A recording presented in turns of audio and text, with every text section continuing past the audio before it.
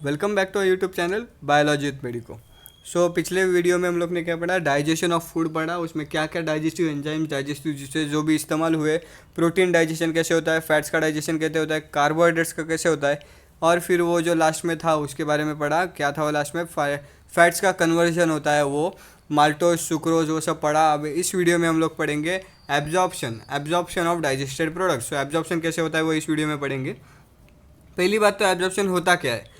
Absorption is the process by which the end products of digestion pass through the intestinal mucosa into the blood और lymph. Absorption क्या होता है, जो digested and product जो होता है डाइजेशन का, वो इंटेस्टाइनल म्यूकोसा के थ्रू ब्लड और लिम्फ में जाता है। मतलब जो यूजफुल सब्सटेंस है, जो अब अनडाइजेस्टेड फूड है उसमें भी यूजफुल जो सब्सटेंस है वो ब्लड में ट्रांसफर हो रहा है, ब्लड या फिर लिम्फ में। It is carried out by passive, active और फैसिलिटेटेड ट्रांसपोर्ट मैकेनिज्म। ये कैसे होता है, एक तो पैसिव ट्रांसपोर्ट होता है, एक्टिव ट्रांसपोर्ट होता है, या फिर फैसिलिटेटेड ट्रांसपोर्ट होता है। वो small amount of monosaccharides like glucose, amino acids and some electrolytes and chloride ions are generally absorb by simple diffusion. सबसे पहले आता है सिंपल डिफ्यूजन। उसमें क्या क्या आता है, ग्लूकोज आ जाता है, अमीनो एसिड्स आ जाते हैं, क्लोराइड आयंस जो होते हैं वो सिंपल डिफ्यूजन से एब्जॉर्ब हो जाते हैं। The passage of this substances into the blood depend upon the concentration gradient. इसका जो पैसेज है वो डिपेंड किस पे करता है, कॉन्सेंट्रेशन ग्रेडियंट पे।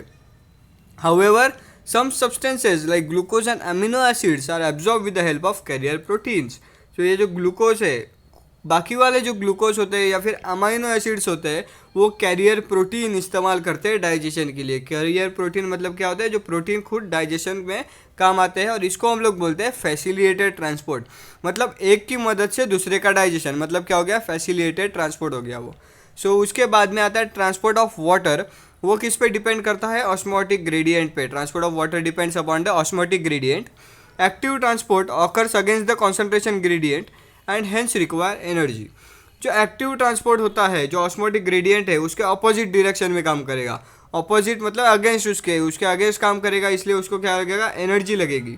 Various nutrients like amino acids, monosaccharides like glucose, electrolytes like sodium ions are absorb in the blood by this mechanism. कौन से मैकेनिज्म से होता है, एक्टिव ट्रांसपोर्ट वाले मैकेनिज्म से होता है। Amino acids, monosaccharides, glucose and sodium ions.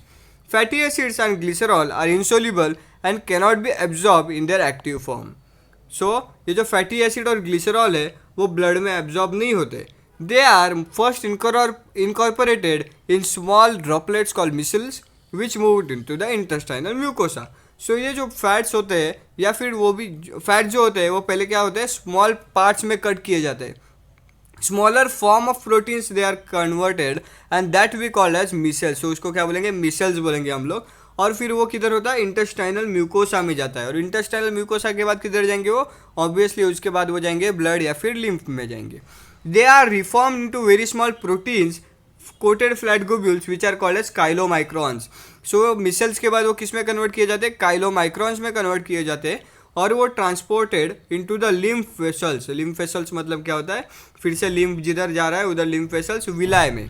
This lymph vessels ultimately release the absorb substance into the blood stream. मतलब सबसे पहले वाला जो डेफिनेशन आया था, absorption is the process of movement of the end products of digestion into the intestinal mucosa into blood and the lymph। ये फिर से उधर ही आ गया। बस वो जो पहले प्रोटीन थे वो कन्वर्ट हुए स्मॉलर ड्रॉपलेट्स में, उनको हम लोग बोला मिसेल्स। और वो मिसेल्स क्या थे, small part of protein, small proteins थे, उसको हम लोग ने क्या बोला, काइलोमाइक्रॉन्स बोला। जो प्रोटीन कोटेड फैट ग्लोब्यूल्स थे, उसके बाद वो लिम्फ वेसल्स में गए, मतलब विलाय में गए, विलाय से वो एब्जॉर्ब हुए ब्लड स्ट्रीम में। अल्टीमेटली किधर गए, वो ब्लड स्ट्रीम में गए। गाइस इतना याद रखना है आपको। Absorption of substance take place in various part of the alimentary canal like mouth, stomach, small intestine and large intestine. Absorption किधर किधर होता है, डिफरेंट पार्ट ऑफ स्टमक में होता है। किधर होता है, स्टमक में होता है, माउथ में होता है, स्मॉल इंटेस्टाइन में भी होता है, और लार्ज इंटेस्टाइन में होता है। हाउएवर मैक्सिमम एब्जॉर्प्शन किधर होता है, स्मॉल इंटेस्टाइन में। क्योंकि क्या है, फूड जिधर सबसे ज़्यादा टाइम तक स्टोर होता है, या फिर सबसे ज़्यादा डाइजेस्टिव जूसेस मतलब इंटेस्टाइनल जूसेस सबसे ज़्यादा किधर मिलते हैं, स्मॉल इंटेस्टाइन में। इसलिए जो एब्जॉर्प्शन है गाइज वो सबसे ज़्यादा किधर होगा, स्मॉल इंटेस्टाइन में होगा। और जो ये एब्जॉर्प्शन है वो हम लोग को अभी पढ़ना है टेबल 16.1 से। वो रहा ये रहा वो table. Summary of absorption in different parts of digestive system. So पहली बात तो माउथ से शुरू करेंगे, क्योंकि सबसे ज़्यादा माउथ सबसे पहले इन्वॉल्व है डाइजेस्टिव में। एलिमेंट्री कैनाल का सबसे पहला पार्ट है माउथ। उसमें क्या क्या है? Certain drugs coming in contact with mucosa of the mouth and lower side of the tongue are absorb in the blood capillaries lining them. So mouth में क्या क्या है? जो ड्रग्स म्यूकोसा के कॉन्टैक्ट में आ रहे हैं या फिर लोअर साइड ऑफ द टंग के नीचे वाले सरफेस में जो कॉन्टैक्ट में आ रहे हैं, उसको जो ब्लड सप्लाई कर रहा है, उस कैपिलरीज से कुछ सब्सटेंस एब्जॉर्ब हो रहे हैं। स्टमक में क्या क्या हो रहा है? Absorption of water, simple sugar, alcohol. Alcohol है, वाटर है और सिंपल शुगर है, वो उधर हो रहा है, स्टमक में एब्जॉर्ब हो जा रहेगा इसको। बाद में आता है small intestine, third part, principal organ for absorption of nutrient, मतलब सबसे ज़्यादा मैक्सिमम एब्जॉर्प्शन किधर हो रहा है? स्मॉल इंटेस्टाइन में। सो क्या बोलते हैं इसको? Principal organ for absorption of nutrients.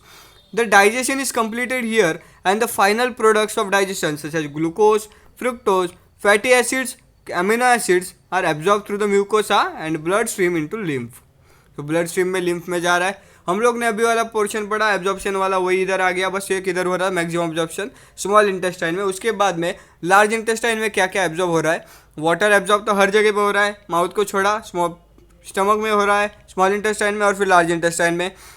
Minerals है या फिर कुछ ड्रग्स है, उसका भी एब्जॉर्प्शन होता है। Essential drugs of the body are also absorb from the large intestine. So इधर सिर्फ एसेंशियल वर्ड आना चाहिए। सो ड्रग जो है वो एसेंशियल जो हमारे बॉडी में है वो इधर डाइजेस्ट हो जाएंगे, एब्जॉर्ब हो जाएंगे गाइस। आगे बढ़ते हैं, आगे क्या है? The absorb substances finally reach the tissues which utilise them for their activities. This process is called assimilation. Assimilation क्या है? The absorb substance reaching to the tissues where they get utilise for their activities is called as assimilation. So ये आपको याद रखना है, ये वाला definition है। पहले दो लाइन देखो एब्जॉर्ब सब्सटेंस वाले, इसको आपको ठीक से ध्यान के देके याद रखना है। इसके बाद आता है digestive waste solidified into coherent faeces in the rectum initiate the neural reflex causing और urge or desire to removal. The egestion of feces to the outside the anal opening is called as voluntary procession carried by mass peristalsis movement. अभी जो absorb मतलब digestive waste product है जो absorb नहीं हुआ, वो वाला जो बचा हुआ पार्ट है गाइस, जिसको हम लोग फीकस बोलते हैं, और वो रेक्टम में स्टोर होता है। फिर कुछ समय के बाद उसका वो जो प्रोसेस है वो डिज़ायर होता है कि अभी हम लोग को वॉशरूम के लिए जाना चाहिए, उसको हम लोग क्या बोलते हैं? डिफेसिएशन। सो इसको क्या बोलेंगे? डिफेसिएशन बोलते हैं गाइस। और ये वॉलेंट्री प्रोसेस है, मतलब अपने कंट्रोल में है। सो वॉलेंट्री प्रोसेस है ऑब्वियसली। और ये कौन से मूवमेंट से होता है? मास पेरिस्टाल्सिस मूवमेंट से होता है। सो इधर कंप्लीट होता है हमारा डाइजेशन, पूरा चैप्टर इधर कंप्लीट हो गया गाइस आज का डाइजेशन का। और फिर लास्ट में एक पार्ट बचा, डिसऑर्डर्स ऑफ डाइजेशन।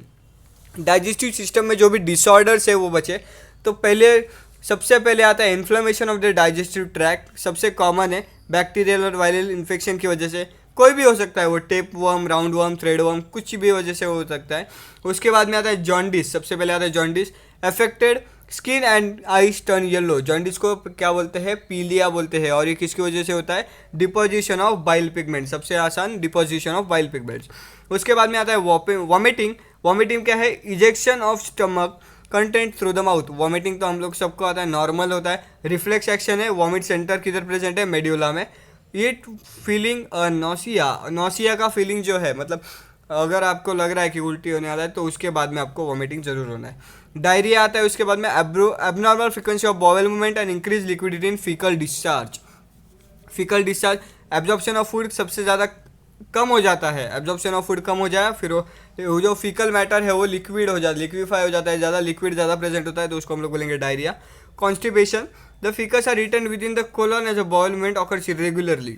सो उसकी वजह से, वॉशरूम नहीं जाने की वजह से जो होता है, मतलब पेट में दर्द होना, उसकी वजह से बोलते हैं हम लोग कॉन्स्टिपेशन। उसके बाद में आता है indigestion. In this condition the food is not properly digested leading to a feeling of fullness.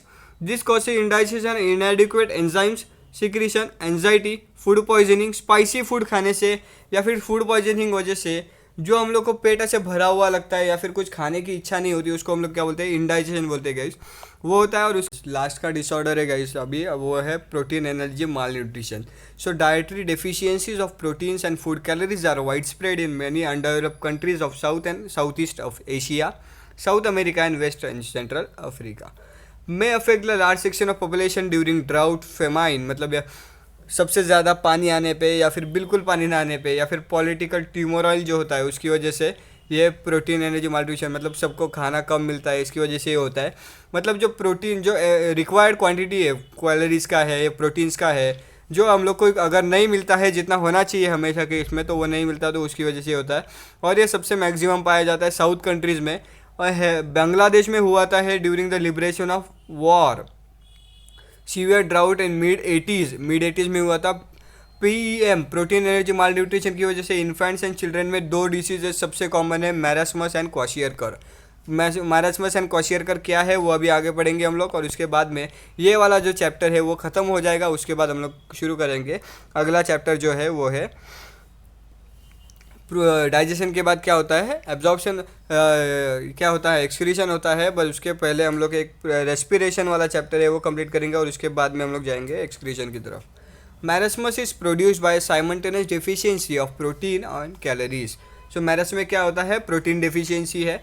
Infant में लेजियर 1 साल से कम बच्चे जो होते हैं, 1 साल के मतलब जो मदर्स मिल्क से जो उनको जो एक रिक्वायर्ड प्रोटीन्स है वो अगर मिलता नहीं है तो उसकी वजह से उनमें मैरास्मस हो जाता है। This often happens if the mother has a second pregnancy और child birth when older infant is too young.